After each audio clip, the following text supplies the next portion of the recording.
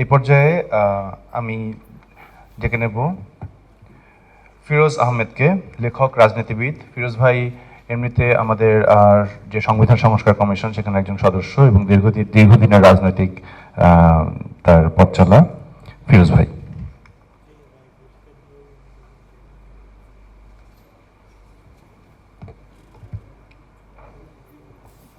আজকে দৃশ্য মাধ্যমকে ধন্যবাদ এই গণ অভ্যুত্থানের 1 বছর উপলক্ষে এইরকম একটা আয়োজন করা এবং সেখানে বলবার সুযোগ দেওয়ার জন্য।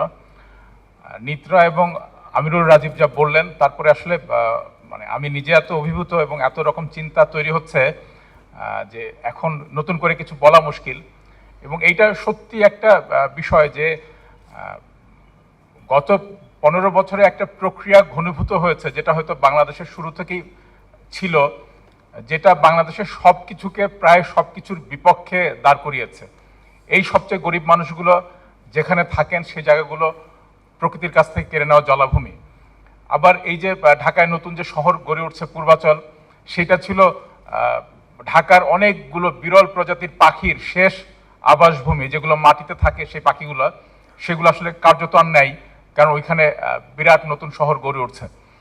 তো এটা এমন একটা শহর যে শহরে মানে আমি প্রথম এটা তাসলিমা আক্তার, আমার বন্ধু এখানে আছেন, তার কাছে প্রথম শুনেছিলাম যে ঢাকা শহরে পোশাক শ্রমিকদের বড় অংশ তাদের সন্তানদের সাথে রাখেন না, মানে এই খরচটা দেওয়া তার পক্ষে সম্ভব না। ফলে দাদা দাদি বা নানা নানির কাছে বাংলাদেশে গার্মেন্টস শ্রমিকরা থাকেন।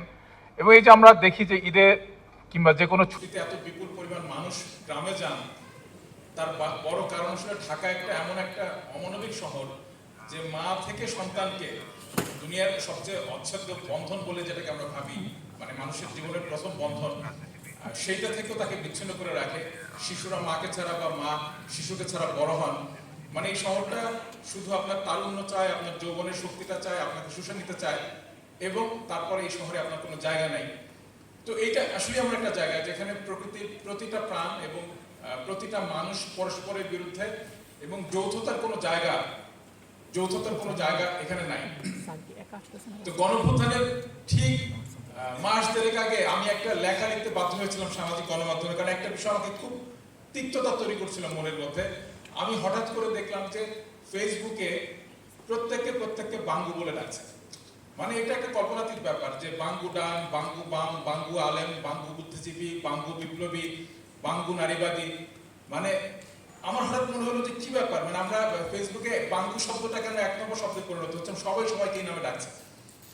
আমার নিজের কাছে যে ব্যাখ্যাটা ছিল সেটা হলো এটাই আসলে, যে এখানে আপনি যাই হন না কেন, আপনি আলেম হন আর আপনি বিপ্লবী হন, আপনি যাই কিছু হতে পারেন না কেন, আপনি যা বলতে চান, আপনি যা করতে চান, সেগুলো সবই আসলে এত নিষ্ফল, এত বিশাল একটা অচলায়তনের নিচে সবকিছু চাপা পড়েছে, এবং কোন রকম কোনো মহত্বের আভাস, নিজেকে ছাড়িয়ে যাওয়ার, সময়কে ছাড়িয়ে যাওয়ার জন্য যে প্রেক্ষিতগুলো লাগে, যে পরিস্থিতিগুলো লাগে, সেরকম কোনো কিছু যদি না থাকে, তখন নিজের প্রতি কিংবা পরস্পরের প্রতি প্রত্যেককে উপহাসের পাত্র মনে হওয়ার একটা যে পরিস্থিতি তৈরি হয়, ওইটা আসলে আমার ধারণা যে 15 বছরে গণঅভ্যুত্থানের শেষ সময়টাতে একটা চরম জায়গায় গিয়েছিল, এবং একটা প্রায় মহামারী আকারে। এখনো কেউ অন্যদেরকে উপহাস করতে, বিদ্রুপ করতে কিংবা তাচ্ছিল্য করতে এটা বলেন, কিন্তু এই যে জাতিগতভাবে প্রায় প্রত্যেকে, আমি দেখলাম যে প্রায় প্রত্যেকে এইভাবে যে ডাকছেন, এটা আমি খুবই বিস্মিত হয়েছিলাম, এবং আমি মানে নিজের মধ্যে একটা যন্ত্রণা হচ্ছিল যে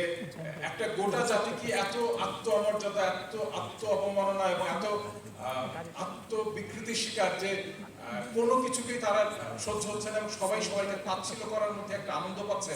এটা কিন্তু একটা ভয়ানক ব্যাপার ছিল। এবং এটা গণঅভ্যুত্থানের 2 মাস আগের একটা লেখা। গণঅভ্যুত্থানের মাঝখানে 16 তারিখ আমি অদ্ভুত আরেকটা জিনিস লিখলাম, মানে এটা আমার নিজের আরেকটা উপলব্ধি, যে এই 16 দিনে আমি ফেসবুকে কাউকে দেখে নেই পরস্পরকে বাঙ্গু বলছে, কারণ প্রত্যেকের কাছে সম্মানজনক বা মর্যাদার অধিকারী বলে মনে হচ্ছে। প্রত্যেকের কাজের একটা তাৎপর্য আছে, প্রত্যেকের কাজের একটা মূল্য আছে, কিছু একটা ঘটবে বলে মানুষ আশা করছে, এবং ওইটা আসলে ওই যে পরস্পরকে অমর্যাদা না করার, মানে সকলের মতবিরোধ আছে তখন নিশ্চয়ই, কিন্তু অমর্যাদা না করার এবং এই অমর্যাদার মধ্যে দিয়ে নিজেকেও অমর্যাদা স্বীকার না করার এই ব্যাপারটা আসলে আমার মনে হচ্ছিল যে দেখতে পাচ্ছিলাম। তো একটা গণঅভ্যুত্থান বলি, একটা বিপ্লব বলি, এটা আসলে মানুষকে একটা অন্য উচ্চতর স্তরে নিয়ে যায়, যেটা আমরা যে সব জাতিকে, যেসব মানুষকে, যেসব সময়কে শ্রদ্ধা করি, তার সবগুলোর পেছনে কোনো না কোনো একটা বিপ্লবের, একটা অভ্যুত্থানের কিংবা একটা পরিবর্তনের ছাপ আছে। তো আমরা এই যে চারদিকে প্রচুর সংস্কার সংস্কার সংস্কার নিয়ে কথা শুনছি এবং কার্যত খুব বেশি সংস্কার আসলে ঘটছে না। একটা সংস্কার ঘটেছে আমাদের মনের আকাঙ্ক্ষার মধ্যে, আমরা আশা করতে চাই, দাবি করতে চাই, কিন্তু কার্যত আমরা যাদেরকে এই মুহূর্তে ক্ষমতায় দেখছি তাদের এটা ব্যক্তিগত বৈশিষ্ট্যের কারণে হোক, তাদের শ্রেণীগত বৈশিষ্ট্যের কারণে হোক, খুব বড় কোনো সংস্কারের সাধ্য আসলে তাদের নাই। এইটা নানানভাবে আমাদের কাছে ইতিমধ্যে পরিষ্কার। কিন্তু অন্তত দুইটা বড় সংস্কার আসলে জনগণ করে ফেলেছে। একটা বড় সংস্কার, এটার জায়গা হচ্ছে আমাদের শিক্ষাঙ্গনে। বাংলাদেশে গত 15 বছরে একটা রাজনৈতিক ব্যবস্থা হিসাবে এই যে গণরুম, এই সংস্কৃতিটা গড়ে উঠেছিল। আমাদের এখানকার রাষ্ট্রবিজ্ঞানীরা বলি, সমাজবিজ্ঞানীরা বলি, হয়তো এটা নিপীড়নমূলক দিকটা নিয়ে অনেক আলোচনা করেছেন, কিন্তু এটার যে একটা রাষ্ট্রনৈতিক, রাজনীতিগত তাৎপর্য আছে, এই জিনিসটাকে সম্ভবত তারা অতটা গুরুত্ব দেন না, এটাকে বিশ্লেষণের প্রয়োজন মনে করেন নাই। এই গণরুম, এই জিনিসটার একটা বিষয় ছিল যে আমরা বরং বুদ্ধিজীবীদের বহুবার দেখেছি, তারা বলেছেন যে আওয়ামী লীগের একটা মতাদর্শিক আধিপত্য জনগণের উপর আছে। সেই যে বাইনারি তৈরি করতে পেরেছে, রাজাকার বনাম মুক্তিযোদ্ধা, সে বাইনারি তৈরি করতে পেরেছে, প্রগতিশীল বনাম প্রতিক্রিয়াশীল, এইটার মধ্যে দিয়ে সে টিকে আছে। আসলে আমার কাছে মনে হয় যে এটা ততটা ব্যাপার না, অনেক বড় ব্যাপার ছিল গণরুমে সে প্রতিদিন যে নিপীড়ন করত। প্রথম বর্ষে ঢুকে একটা ছেলে মেয়ে যেভাবে নিজের মর্যাদাবোধকে বাদ দিয়ে তারপরে একটা বিশ্ববিদ্যালয় কিংবা শিক্ষা প্রতিষ্ঠানে ঢুকতো, তার মধ্যে আসলে আওয়ামী লীগের আসল ক্ষমতাটা ছিল। এটার মধ্যে কোনো মতাদর্শগত এমন কোনো বড় শক্তি আওয়ামী লীগের ছিল না। এবং শিক্ষার্থীরা আসলে প্রথম সুযোগে জুলাইয়ের 18-19 তারিখে আসলে এই নিপীড়নের কাঠামোটা ভেঙে দিয়েছে। এবং তারপরে আসলে পুরো জনগোষ্ঠীর মধ্যে, আমাদের দেশের এক একটা জনগোষ্ঠীর এক একটা অংশ থাকে তার শক্তি কেন্দ্র।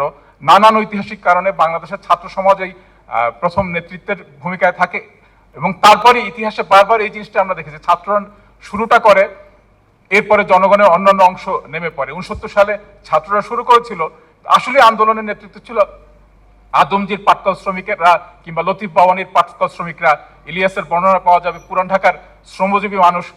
আসল নেতৃত্বটা তারপরে তারাই দেয়, জনগণই সেই নেতৃত্বটা দেয়। কিন্তু আমাদের দেশে একটা যে বড় একটা সংস্কার হয়েছে, এইটার রাজনৈতিক তাৎপর্য আমাদের বোঝা দরকার।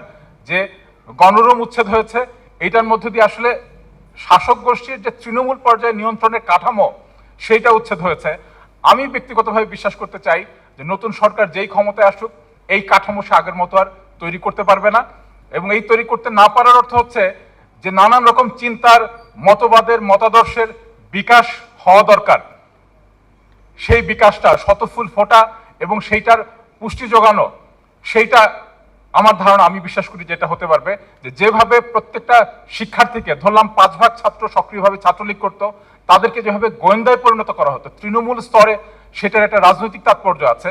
এটার মধ্যে দিয়ে সমস্ত ছেলে মেয়েদের গতিবিধিকে নিয়ন্ত্রণ করা, সেইটা হয়তো সামনের দিনে অনেক কমে যাবে, এবং এইটা বাংলাদেশের জন্য একটা বড় আশার দিক।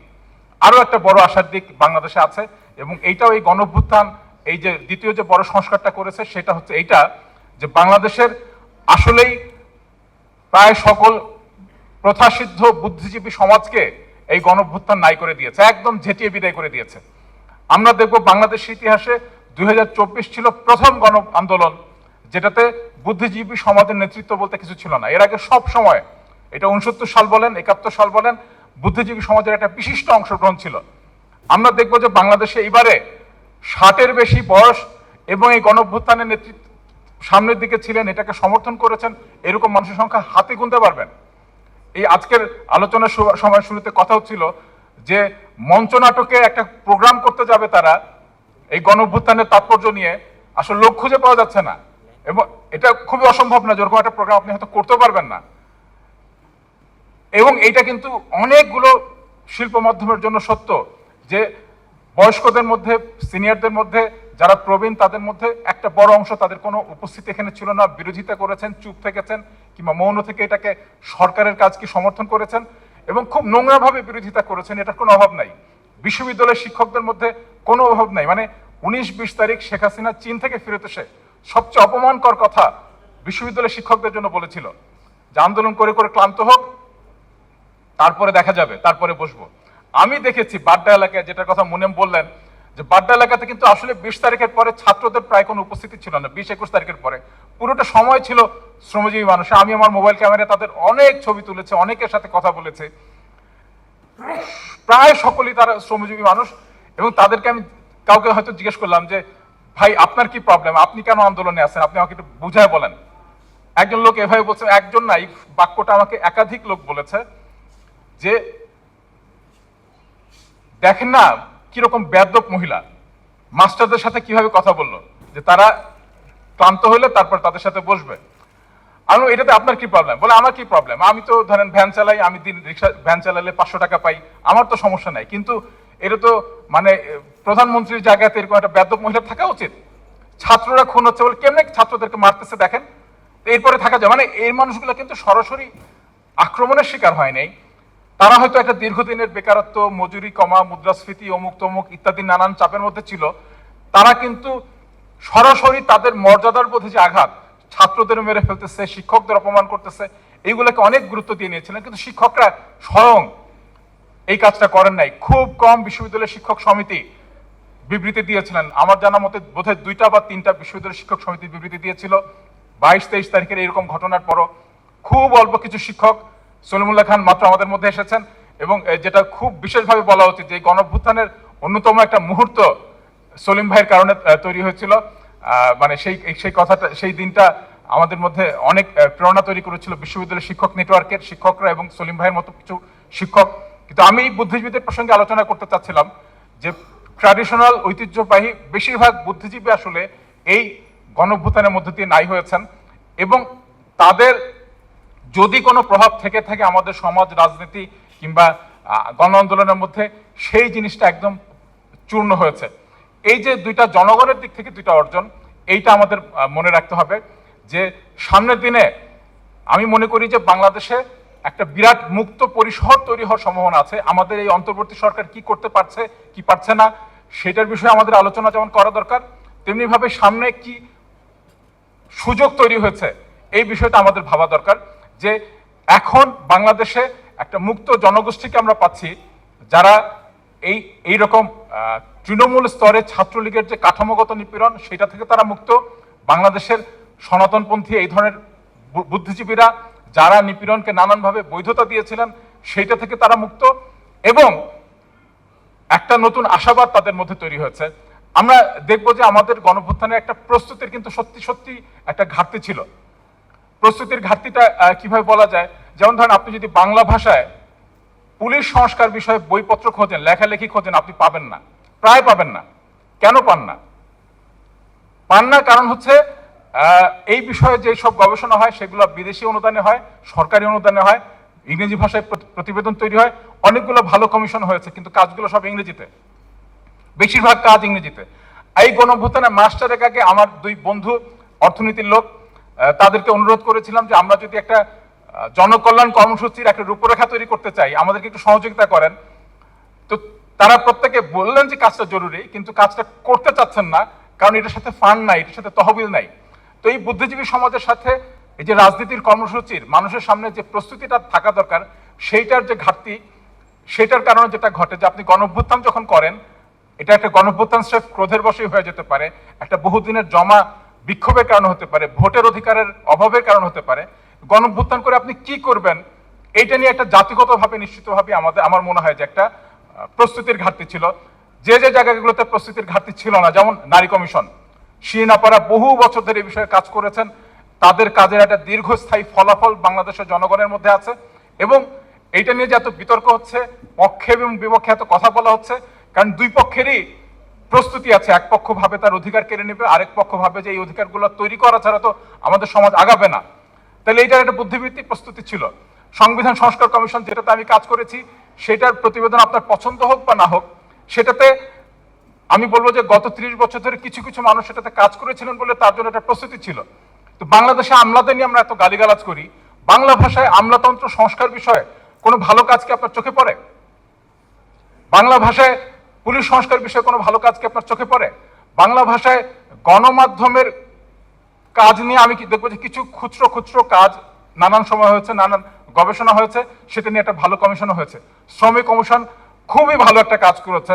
আমি বলবো যে আমরা যদি সামনের দিনে বাংলাদেশের সমাজটাকে এগিয়ে নিয়ে যেতে চাই, তার জন্য অনেক রসদ হয়তো এই কমিশনগুলো থেকে পাওয়া যাবে, সেটা পর্যালোচনা করে সমালোচনা করে কোনোটাকে ফেলে দিয়ে, যেমন জনপ্রশাসন সংস্কার কমিশন, আমি বলবো যে জাস্ট রিপোর্টটাকে ফেলে দিতে হবে। এটার মধ্যে বাংলাদেশের পুরনো বন্দোবস্তকে ফেরত আনার সকল রকম চেষ্টা এই এক কমিশন রিপোর্টের মধ্যে আছে। আবার বাকি সব কমিশনের কাজের মধ্যে প্রচুর রকম খারাপ প্রবণতা, প্রতিক্রিয়াশীল প্রবণতা, কোনো কোনো ক্ষেত্রে অগ্রসর হবার মতো প্রবণতা আছে। কিন্তু এই যে রসদটা তৈরি হলো, এইটা হয়তো সামনের দিনে আমাদেরকে কিছুটা এগিয়ে নেবে। আমি অন্য একটা বিষয়ে একটা কথা বলে আমার আলোচনাটা শেষ করি। এই গত গণঅভ্যুত্থানে আমরা আলোকচিত্রকে একটা খুব বিশিষ্ট জায়গায় দেখেছি। এইটা আমার কাছে খুব তাৎপর্যপূর্ণ লাগে যে সঙ্গীত শিল্পী এবং আলোকচিত্রীরা যে জায়গা নিয়েছেন, যে ভূমিকা নিয়েছেন, নিশ্চিতভাবেই আলোকচিত্রীরা সংখ্যার দিক থেকে বিবেচনা করলে যে একটা বিশাল ভূমিকা পালন করেছেন।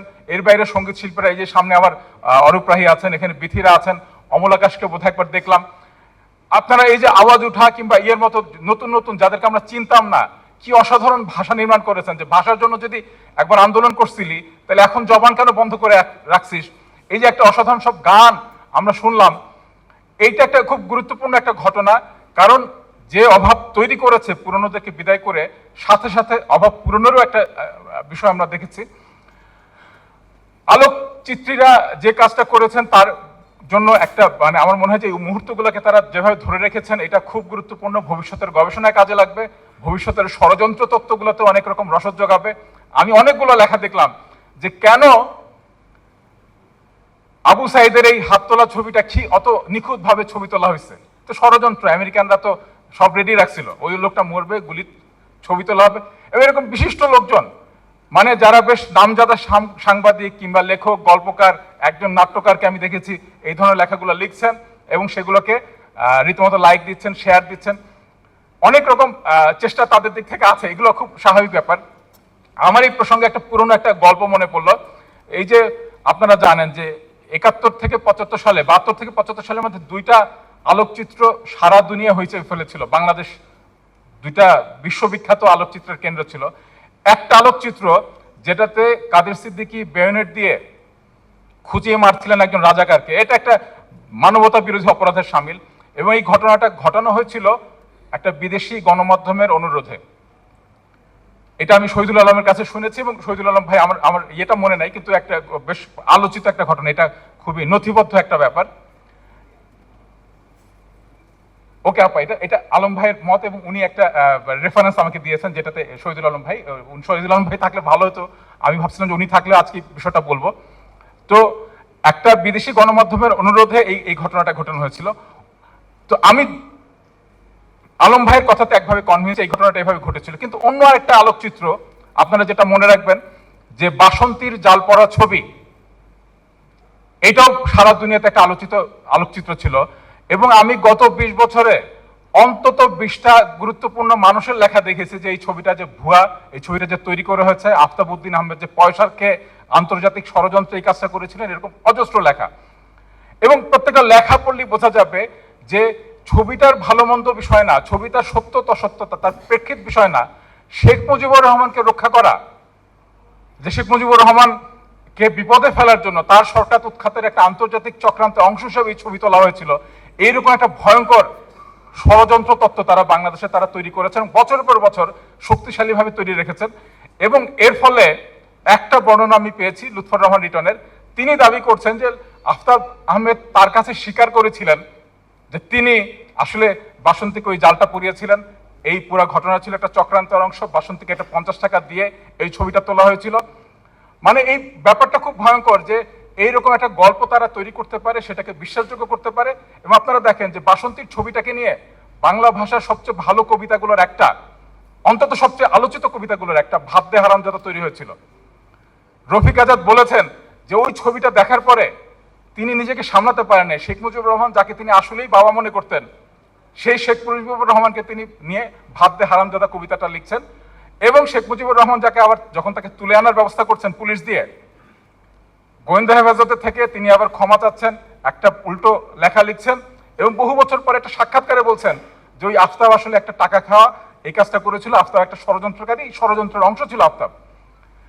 কিন্তু আমাদের দেশে আসলে কয়টা মানুষ চেষ্টা করেছেন ওই বাসন্তীর কাছে যে আশেপাশের ঘটনাগুলো বোঝে বাসন্তীকে কিভাবে পেয়েছিলেন আফতাব আহমেদ, সেই সূত্রটাকে বের করে গবেষণা করা যে আসলে ঘটনা সত্য মিথ্যা কি। আমি যে প্রস্তুতির অভাবের কথা বলি, এটা আসলে এই প্রস্তুতির অভাব। একটা মাত্র মানুষ মোনাজাত উদ্দিন এই দায়িত্বটা পালন করেছিলেন। তিনি আনসার আহমেদকে খুঁজে বের করেছিলেন, যে আনসার উদ্দিন একজন মুক্তিযোদ্ধা, আওয়ামী লীগের একজন স্থানীয় পর্যায়ের নেতা। তিনি এই মোনাজাত উদ্দিন আনসার সাহেবের একটা সাক্ষাৎকার নেন এবং আনসার সাহেবকে বলেন যে আপনি তো নিজে আওয়ামী লীগ করেন, আপনি তাহলে কিভাবে এই বাসন্তীর কাছে নিয়ে গেলেন আফতাব সাহেবকে, এবং এই কারণেই তো আওয়ামী লীগের পতন ঘটায় একটা বিরাট ভূমিকা রাখলো। আনসার সাহেব বলেছেন, মোনাজাত উদ্দিন তার পথে বইটাতে লিখেছেন যে আমি আওয়ামী লীগ করি সত্য, কিন্তু আমার তো দেশের প্রতি দায়িত্ব আরো বড়। এই যে আনসার সাহেব এই কথাটা বলতে পারলেন, যে এরপরও কিন্তু উনি 90 সাল আমৃত্যু আওয়ামী লীগই করতেন, এই ভদ্রলোক চেয়ারম্যান হয়েছিলেন আওয়ামী লীগ থেকে। যেই কথাটা তিনি বললেন যে আমার তো দলের চাইতে দেশের প্রতি দায়িত্বটা বড়, এই অনুভূতিটা আসলে আমি মনে করি যে আমাদের এখানকার বুদ্ধিজীবী সমাজ, যারা এই বিশাল প্লাবনের পরে যে বুদ্ধিজীবী সমাজ টিকে আছে, কারণ তারা জনগণের সাথে ছিল, যে নতুন বুদ্ধিজীবী সমাজ এই গণঅভ্যুত্থানের মধ্যে দিয়ে তৈরি হয়েছে, তারা ভবিষ্যতের দায়িত্বটা পালন করতে পারবে যদি তারা জাতিগত এই প্রস্তুতিটাতে জনগণকে সাহায্য করে, রাজনৈতিক কর্মীদেরকে সাহায্য করে, তরুণদেরকে সাহায্য করে। আমি আশা করি যে এই অন্তর্বর্তী সরকার কি করলো না করলো তার চাইতে অনেক বড় ব্যাপার হবে যদি আমরা ভবিষ্যতের প্রস্তুতিটা নেই। কারণ 69-এর পর 69-এর অসমাপ্ত প্রশ্নগুলোকে সম্পন্ন করার জন্য 71 এসেছিল। আমি আশা করি যে 24 আরো অনেক নতুন নতুন ঢেউ তৈরি করবে। আপনাদের সবাইকে ধন্যবাদ।